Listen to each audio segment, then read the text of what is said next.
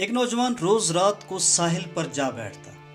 اس کے ذہن میں ماضی کی ناکامیاں شور مچاتی تھیں اور مستقبل کے اندیشے اسے ڈراتے تھے۔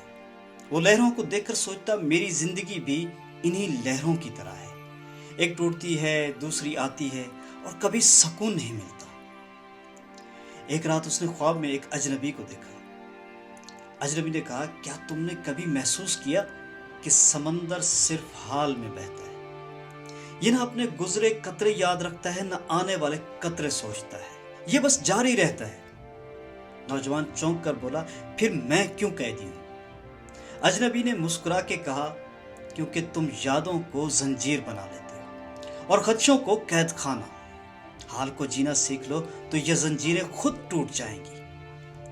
صبح جب وہ جاگا تو سمندر اب بھی لہریں بنا رہا تھا، لیکن اس بار اس نے پہلی بار حال کی آواز سنی۔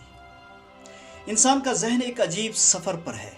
زیادہ تر وقت یہ حال میں نہیں رہتا، یہ اپنے موجودہ حالات اور ان کی بہتری کی پلاننگ کی بجائے یا تو ماضی کی خوشی کے لمحوں کا قیدی رہتا ہے، یا پھر ماضی کی تلخیوں، چوٹوں اور ناکامیوں کے زخموں سے مستقبل کے خدشے تراشتا ہے۔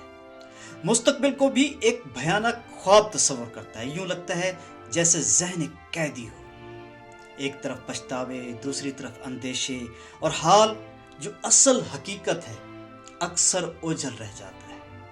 جبکہ انسان اسی حقیقت میں رہ کر آنے والے وقت کے لیے بہتر پلاننگ کر سکتا ہے، لیکن وہ اس حقیقت سے منہ پھیر کر منفی خیالات، ڈر، خوف کے گپت اندھیروں میں گم ہو جاتا ہے، اور اسی گمشدگی میں وہ پھر انہی خوفناک حقائق کی دنیا میں سر نکالتا ہے، اور پھر یہ سلسلہ موت تک جاری رہتا ہے۔